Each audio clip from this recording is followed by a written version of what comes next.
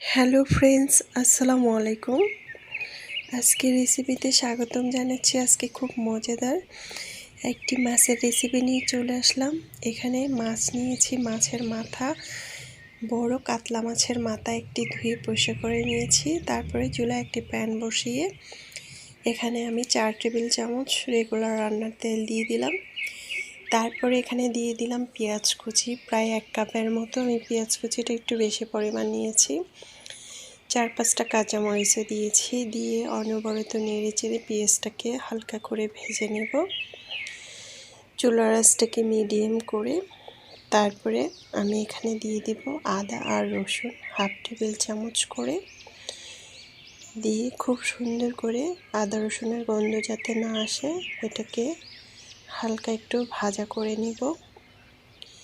তারপরে একটু পরিমাণ পানি দিয়ে চুলার আঁচটাকে বাড়িয়ে অনবরত নেড়ে চেড়ে এখানে মশলা দেব। হলুদের গুঁড়া 1/2 টেবিল চামচ, মরিচের গুঁড়া 1/2 টেবিল চামচ, তারপরে এখানে দিয়ে দিব ধনিয়া আর জিরার গুঁড়া 1/2 টেবিল চামচ করে। এখানে বেশি মশলা ব্যবহার করতে হবে না। লবণ দিয়ে দিলাম 1.5 টেবিল চামচ, লবণটা স্বাদ মতো দিবেন।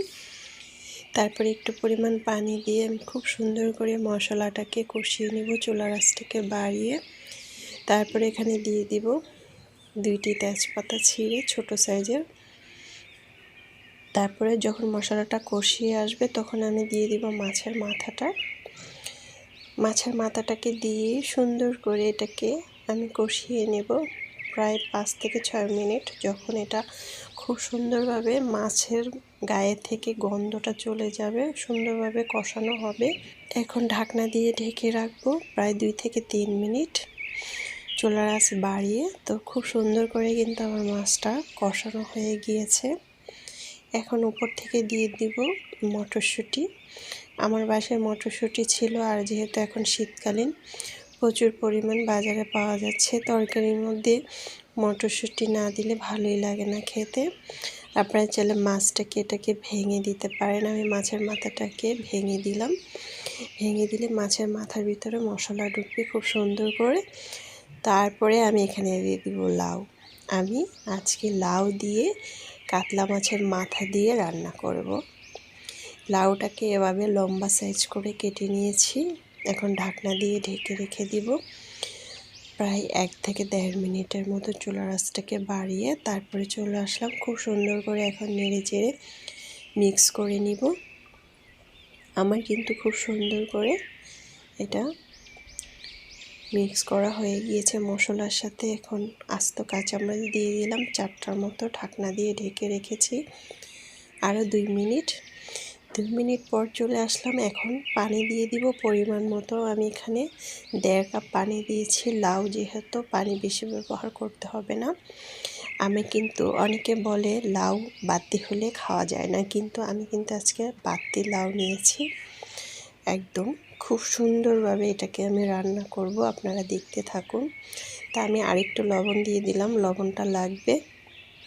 আরও 1 টেবিল চামচ লবণ দিয়ে দিলাম, দিয়ে ঢাকনা দিয়ে ঢেকে দিলাম প্রায় 5 মিনিট চুলার আঁচ বাড়িয়ে। এখন ধনেপাতা কুচি দিয়ে দিব উপর থেকে সুন্দর করে।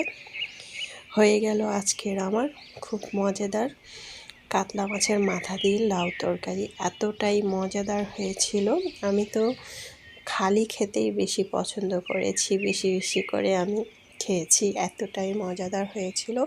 খুব সুন্দর করে কিন্তু লাউটা সিদ্ধ হয়ে গিয়েছে, দেখতেই পাচ্ছেন কতটা সুস্বাদু হয়েছে। এখন আমি এটাকে চুলার আঁচটাকে বন্ধ করে এটাকে উঠিয়ে পরিবেশন করে নেব। মাশাআল্লাহ, দেখতে খুব সুন্দর হয়েছে, খেতে তো আলহামদুলিল্লাহ এতটাই মজাদার এবং সুস্বাদু হয়েছিল। আমরা কিন্তু গরম ভাতের সাথে এটা খেতে পারি। আশা করছি আমার আজকের সিম্পল রেসিপিটি আপনাদের খুবই ভালো লেগেছে। ভালো লাগলে অবশ্যই চ্যানেলটা সাবস্ক্রাইব করে লাইক দিয়ে পাশে থাকবেন। দর্শক বেশি বেশি ভালো থাকবেন, খাবার কখনো অপচয় করবেন না। এক এক দিন এক এক রকম করে আমরা কিন্তু বাসায় রান্না করতে পারি তরকারি। তো আমি এখন খেতে খেতে চলে যাচ্ছি। আল্লাহ হাফেজ।